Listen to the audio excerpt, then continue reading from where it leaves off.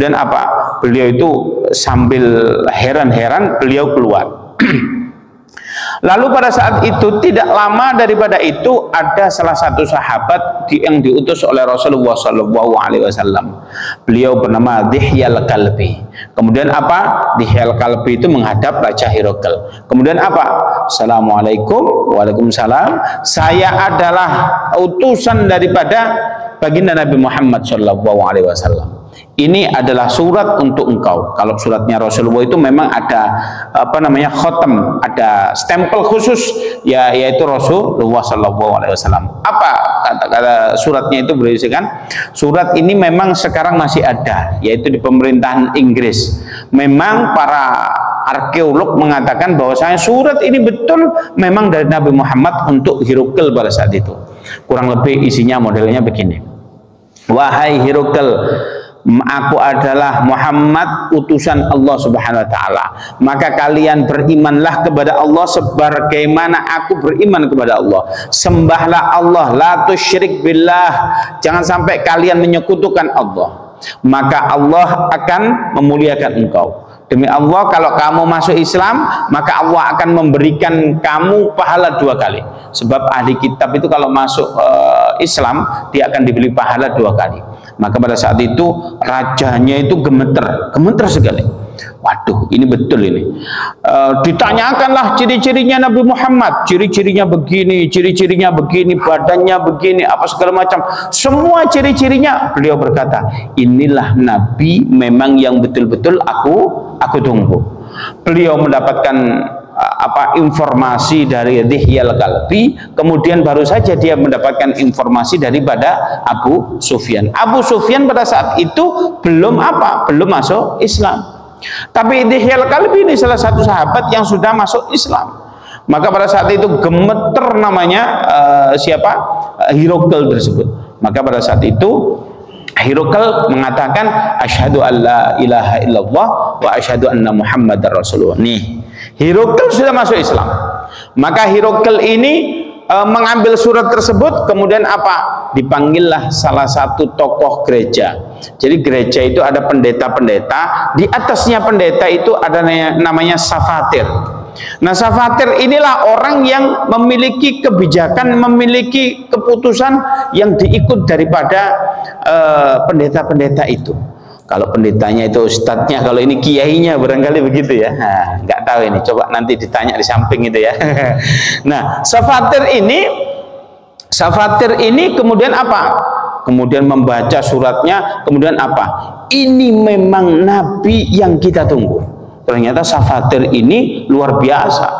Ternyata orang-orang ahli kitab ini mentelaah betul ciri-ciri Nabi terakhir itu ada pada diri Nabi Muhammad SAW. Lalu apa yang terjadi? Beliau berkata, asyhadu alla ilaha illallah wa asyhadu anna muhammadar rasulullah. 2 orang tokoh yang ada, yang berpengaruh di dunia. Yang pertama rajanya, yang kedua Safatir, sama-sama masuk Islam. Kemudian apa? Kemudian dipanggillah beberapa pendeta. Kemudian pendeta itu dikatakan, ini Nabi, ada Nabi yang kita tunggu-tunggu. Apa yang terjadi? Kemudian pada saat itu Safatir tidak didengarkan. Pendeta itu marah, kemudian apa? Safatir pada saat itu dibunuh oleh para pendeta-pendeta tersebut. Kemudian apa yang terjadi? Maka pada saat itu Safatir pertama kali dia orang yang syahid. Masuk Islam langsung syahid. Wah, ini pada saat itu. Maka Dihyal Kalbi melihat semacam ini, Masya Allah, ini orang-orang sini tuh ternyata luar biasa. Lalu Dihyal Kalbi diajak, semua akan saya kumpulkan seluruh pendeta. Pendeta itu dikumpulkan semua.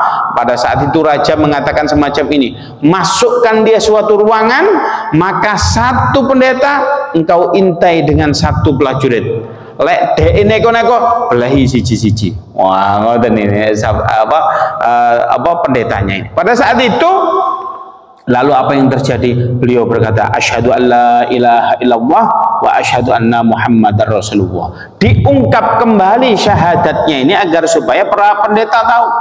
Lalu apa yang terjadi? Beliau marah-marah.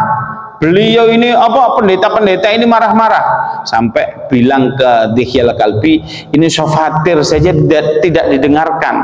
Sofatir itu orang yang dinut, yang diikuti oleh para pendeta, ini kok nggak didengarkan, apalagi saya. Ini gimana ini? Walaupun beliau raja, tapi kalau urusan agama, sofatir lebih didengarkan. Tapi sofatir sampai dibunuh.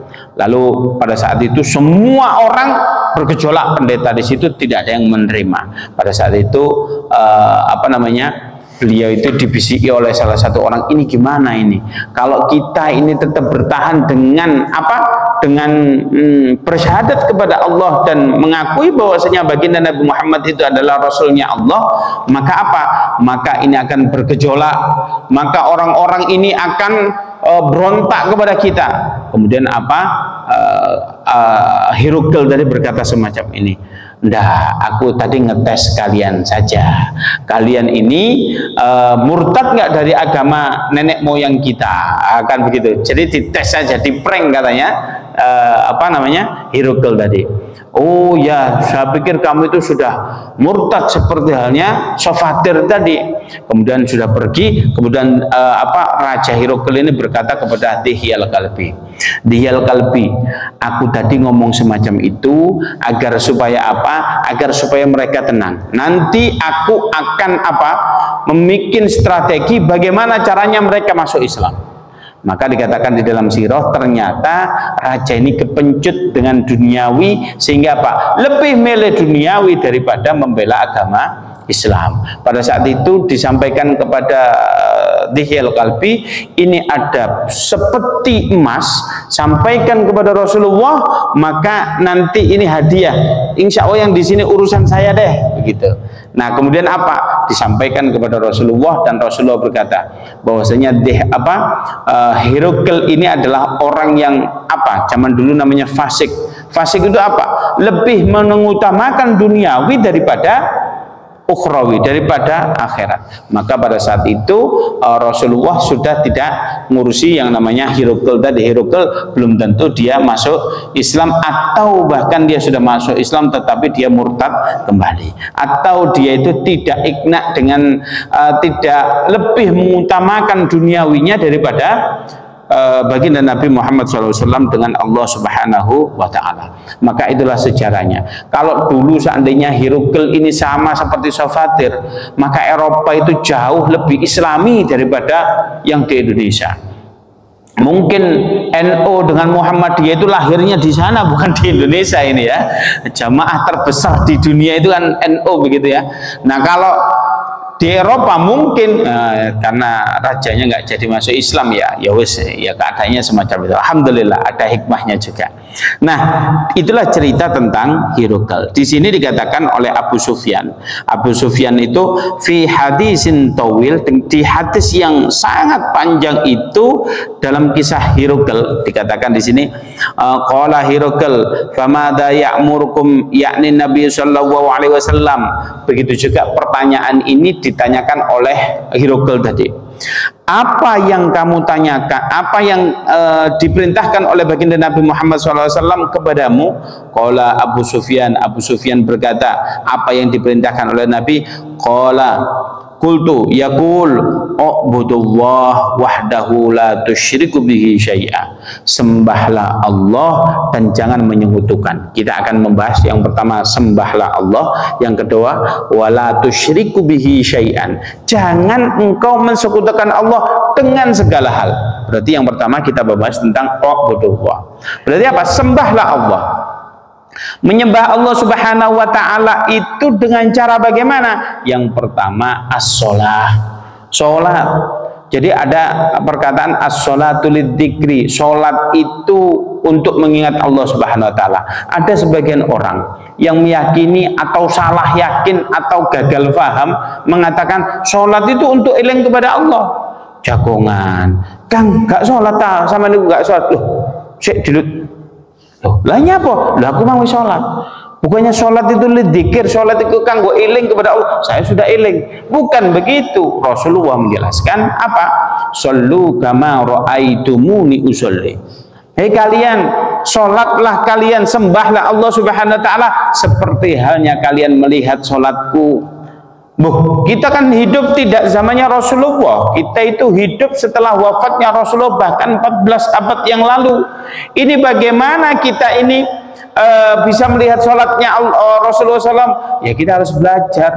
Maknanya sholatnya versinya Rasulullah SAW itu bagaimana? Ya sudah, kita harus belajar apa? Ngaji tentang babus sholat. Nah, sholat ini adalah difardukan pada saat kapan? Pada saat bulan apa? Bulan Rajab kemarin. Jadi bulan Rajab itu kemarin ada fenomena yang sangat luar biasa. Fenomenanya disebut Isra Mi'raj. Isra Mi'raj ini kata ulama itu sepakat bahwasanya Isra Mi'raj itu adalah hadiah baginda Nabi Muhammad SAW yang diberi oleh Allah Subhanahu Wa Taala. Kenapa beliau dikasih hadiah? Karena beliau itu di tahun itu disebut Amul Hazan, Amul Huzni, tahun kesedihan. Loh, kenapa kok sedih? Iya, karena apa? Pada saat itu ada dua orang yang beliau cintai, beliau itu mati yang nggak ada gitu loh, antara siji dengan satunya itu nggak jauh begitu. Siapa yang pertama? Pamannya Abu Thalib. Abu Thalib ini adalah orang yang disegani, yang ditakuti di Mekah, sehingga apa? Beliau mengawal baginda Nabi, nggak anak sing wani. Kemudian ada istrinya, yaitu Bunda Khadijah. Bunda Khadijah itu orang yang kaya, orang yang kalau memutuskan sesuatu nggak ada yang berani nolak. Ini kan orang yang sangat luar biasa. Dua-duanya itu cinta kepada baginda Nabi Muhammad SAW. Pada saat itu dua-duanya apa? Meninggal dunia tidak lama pada saat itu. Maka pada saat itu apa? Orang-orang ini sedih. Rasulullah ini sedih. Ini maknanya kalau kita kepaten boleh sedih tapi tidak boleh meratap. Sedih ambil meratap. Sedih itu bagaimana? Ya namanya kita ditinggal orang yang kita cintai, sedih, ya sedih. Kalau meratap itu beda, seolah-olah tidak terima dengan takdir Allah. Ya Allah, anak saya ini nggak dosa apa-apa. Kenapa engkau ambillah aku saja. Lah ini kan nggak boleh. Itu meratap, bedanya meratap dengan sedih. Maknanya pada saat itu, makanya pada saat itu ada hadis Rasulullah SAW berkata semacam ini. Apabila ada seorang wanita, khusus wong wedok iki hadise, kok wong lanang enggak ada. Tatkala wanita tersebut meninggal, wa zaujuhu radin, kemudian apa? Suaminya ridho, begitu ya. Suaminya ridho. Fadakhalal jannata min ayyubabin, maka hei wanita, lek kalian mati kemudian suamimu ridha, maka masuklah kamu surga dari pintu manapun. Sungguhnya surga itu pintunya banyak. Ada pintu yang paling besar di tengah, itu pintu khusus kalau orang tua kita ridho. Orang tua kita ridho, kita bisa masuk di situ. Ada salah satu pintu yang diakses khusus orang jihad, dan jihadnya perang. Angel lagi orang Palestina sulit zaman sekarang masuk ini. Kecuali kita mau ke sana ya monggo ini. Kalau ada yang berani bisa hubungi saya, nanti ayo dikirim gitu ya. Nah, ini kan model-model begini. Tapi wanita yang diridhoi oleh suaminya tatkala meninggal, maka keren sekali bisa masuk dari pintu manapun.